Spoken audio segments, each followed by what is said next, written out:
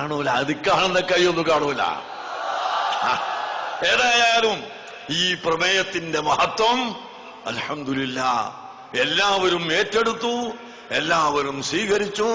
പിന്നെ ആരെങ്കിലും ഒറ്റപ്പെട്ടവർ അതിൽ സംബന്ധിച്ചിട്ടില്ലെങ്കിൽ, സഹകരിച്ചിട്ടില്ലെങ്കിൽ അവർ ചിന്തിക്കട്ടെ, അവർ ജനങ്ങളിൽ ഒറ്റപ്പെട്ടു പോയിരിക്കുന്നു എന്നവർ ചിന്തിക്കുകയും അവരുടെ ചിന്ത നന്നാക്കിക്കൊണ്ട് ഭാവിയിലെങ്കിലും ഇതുപോലുള്ള നല്ല കാര്യത്തിൽ സഹകരിക്കാൻ അവർ ശ്രമിക്കട്ടെ എന്ന് പറയുകയല്ലാതെ നമുക്ക് നിർവാഹമില്ല. അതുകൊണ്ട് നാം ശ്രദ്ധിക്കുക. ഞങ്ങൾ ഗവൺമെന്റിനോട് ഒരുപാട് കാര്യങ്ങൾ ആവശ്യപ്പെട്ടിട്ടുണ്ട്. അതിൽ മുഖ്യമായും ഞങ്ങൾ എല്ലായിടത്തും പറഞ്ഞതും ഗവൺമെന്റിനോട് ആവശ്യപ്പെടുന്നതും നമ്മുടെ കേരളം മദ്യമുക്ത കേരളമാവണം,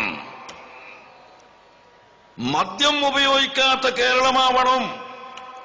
എന്താണ് നടക്കില്ലേ? നടക്കും.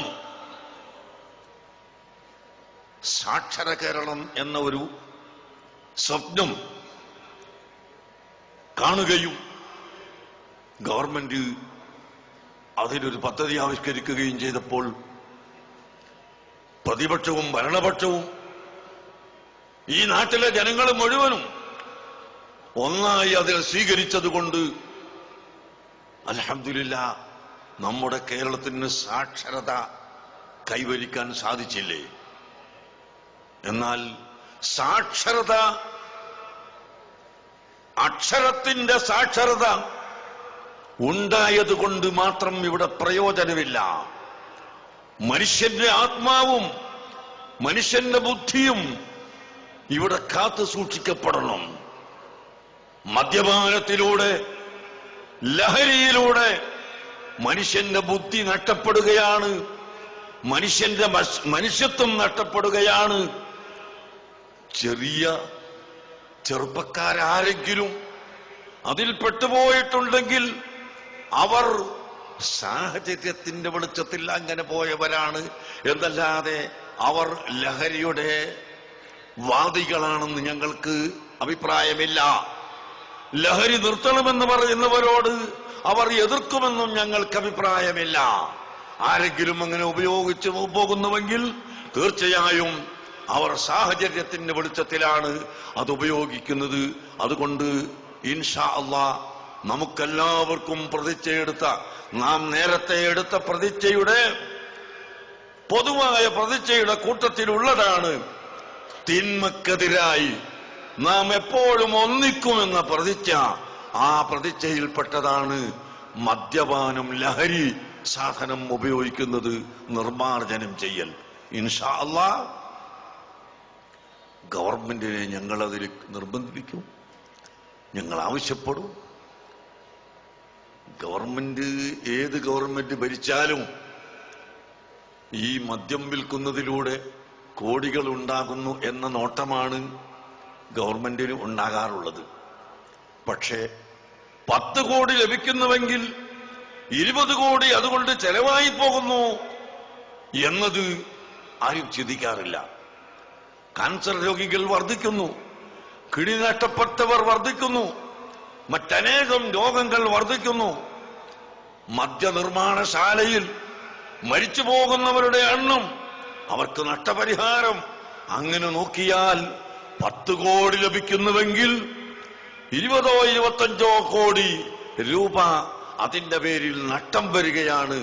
അതുകൊണ്ട് തന്നെ ഗവൺമെന്റ് ഇക്കാര്യത്തിൽ ശ്രദ്ധിക്കുകയും ഇവിടെ മദ്യമുക്തമാക്കാൻ എല്ലാ ആളുകളും, പഞ്ചായത്തും മുനിസിപ്പാലിറ്റിയും കോർപ്പറേഷനും എല്ലാം ചേർന്നുകൊണ്ട്, ഇവിടുത്തെ പണ്ഡിതരും പാമരനും എല്ലാവരും ഒത്തുചേർന്ന് ഇവിടെ നമ്മുടെ നാട് നല്ലൊരു നാടാക്കി തീർക്കാൻ നാം ഉത്സാഹിക്കണം.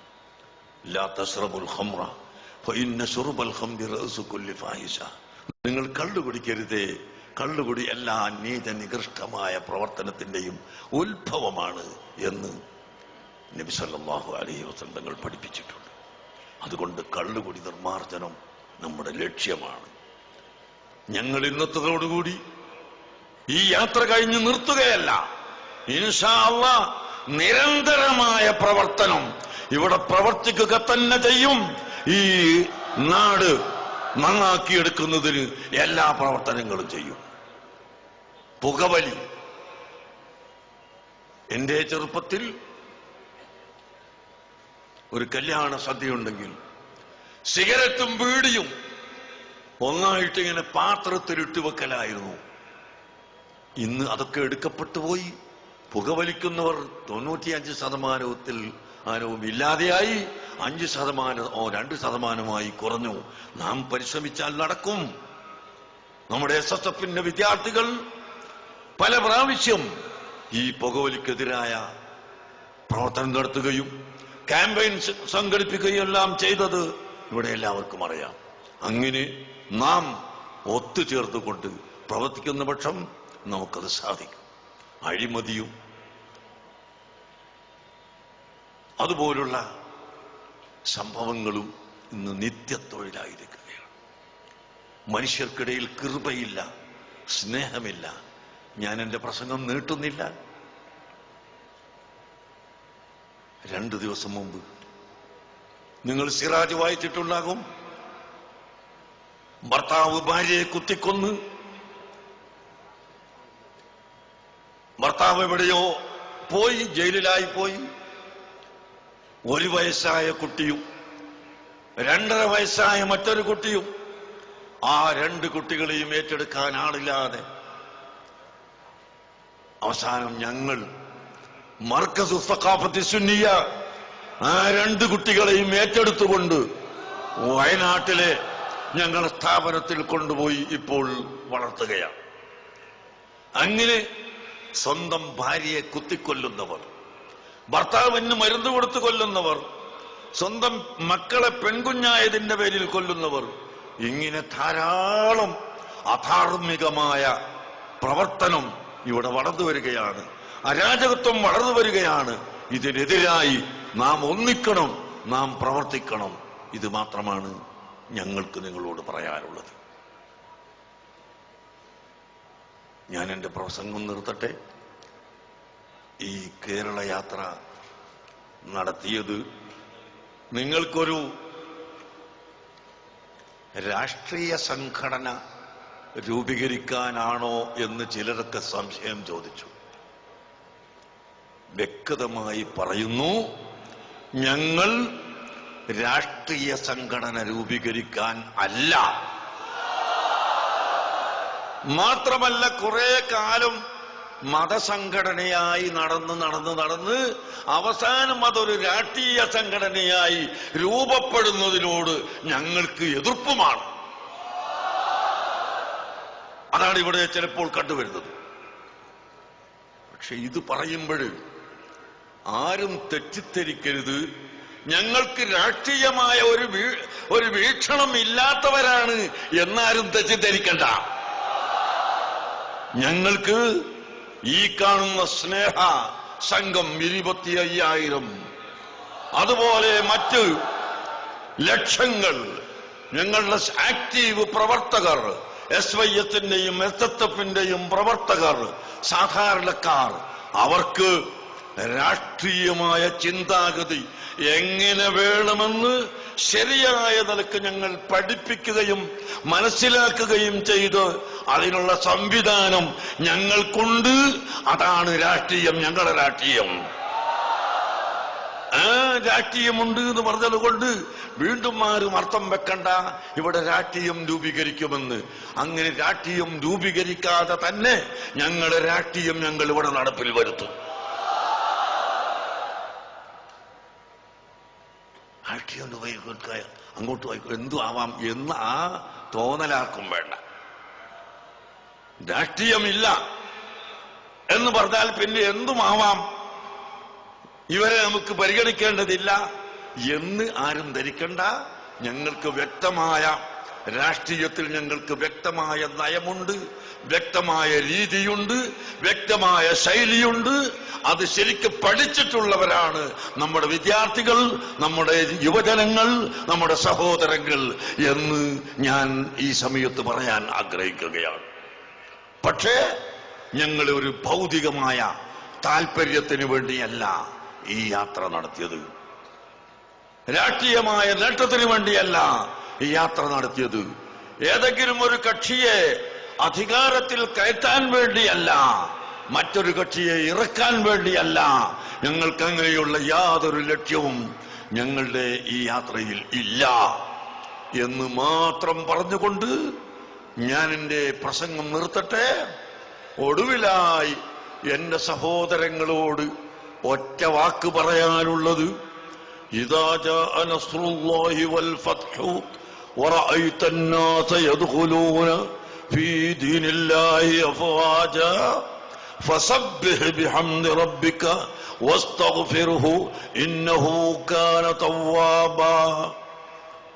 ഈ ആയത്തിന്റെ അടിസ്ഥാനത്തിൽ, ഈ സൂറത്തിന്റെ അടിസ്ഥാനത്തിൽ എന്റെ പ്രിയപ്പെട്ട സഹോദരങ്ങളോട് ഞാൻ പറയട്ടെ, കേരളത്തിന്റെ ഒരറ്റം മുതൽ ഇങ്ങേ അറ്റം വരെ നടന്നപ്പോൾ 10,000-കണക്കായ ആളുകൾ നമ്മളെ സ്വീകരിക്കുന്നത് കാണുമ്പോൾ, എന്നെ മിതമായും അമിതമായും പല ആളുകളും പുകഴ്ത്തുന്നത് കേൾക്കുമ്പോൾ, എന്നല്ല തിരുവനന്തപുരത്ത് ഈ ചന്ദ്രശേഖരനായ സ്റ്റേഡിയം ഉൾക്കൊള്ളാൻ കഴിയാത്ത ഇതിന്റെ 4 ഇരട്ടി ഈ ടൗണിന്റെ പരിസരം മുഴുവനും, തിരുവനന്തപുരം മുഴുവനും നിറഞ്ഞു കഴിഞ്ഞപ്പോൾ, പ്രിയപ്പെട്ട സഹോദരങ്ങളെ, ഇത് സർവശക്തനായ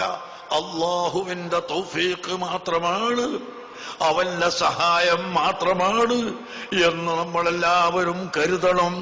ഒരു അണുവളവ് അഹങ്കാരവും ധിക്കാരവും മക്കളെ നിങ്ങളെ കൽബിൽ വന്നു പോകരുത് കേട്ടോ. എന്റെയും നിങ്ങളുടെയും ആരുടെ കൽബിലും ഒരണുമണി പോലും ധിക്കാരം വന്നു പോകണ്ട. എന്തെല്ലാം ബുദ്ധിമുട്ടുകൾ സഹിച്ചാണ് ഈ ആളുകൾ ഇവിടെ ഒരുമിച്ച് കൂടിയത്. വഴിമധ്യേ വെച്ച് ബസ്സിന് അടിച്ചവരും, ബസ്സിന് കുത്തിയവരും, കാറ്റൊഴിക്കാൻ ശ്രമിച്ചവരും, അതുപോലെ മറ്റ് അക്രമങ്ങൾ ചെയ്യാൻ മുതിർന്നവരുമൊക്കെ ഉണ്ടായി. ഞങ്ങളെ കുട്ടികളോട് ഞങ്ങൾ പറഞ്ഞു, മക്കളെ നിങ്ങൾ പ്രതികരിക്കരുത്, ഒരിക്കലും പ്രതികരിക്കരുത്. ഇവിടെ ഞാൻ ഇനിയും നിങ്ങളോട് പറയുന്നു, നിങ്ങൾ നാട്ടിൽ തിരിച്ചു ചെന്ന് പ്രതികാരം വീട്ടരുത്. ഇൻഷാ അല്ലാഹ് അതിനെല്ലാം സ്വയം പ്രതികാരവും പരിഹാരവും അല്ലാഹു തആല ഉണ്ടാക്കി തരിക തന്നെ ചെയ്യും. നിങ്ങൾക്ക് സംശയം വേണ്ട. നിങ്ങളെ ഈമാനോടുകൂടി, നിങ്ങളെ യഖീനോടുകൂടി നിങ്ങൾ ആത്മാർത്ഥമായി പ്രവർത്തിക്കുമ്പോൾ അല്ലാഹുവിന്റെ സഹായമുണ്ടാകും.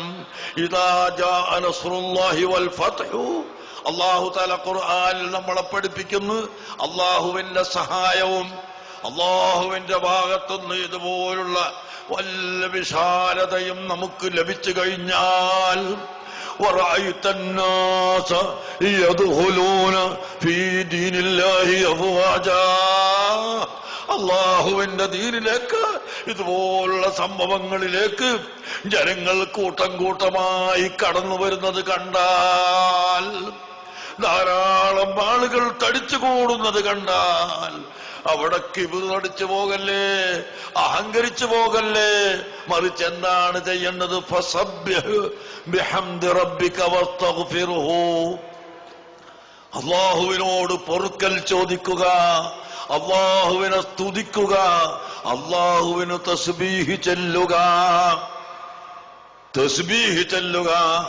തഹ്മീദ് ചെയ്യുക, തഅലീം ചെയ്യുക, തംജീദ്, തഹ്മീദ്, തംജീദ്, തഅലീം, തക്ബീർ, തഹ്ലീൽ, ഇസ്തിഗ്ഫാർ. ഇതാണ് അല്ലാഹു ചെയ്ത നിഅമത്തിന് നാം ചെയ്യേണ്ടത് എന്ന് എന്റെ സഹോദരങ്ങളോട് ഉണർത്തട്ടെ.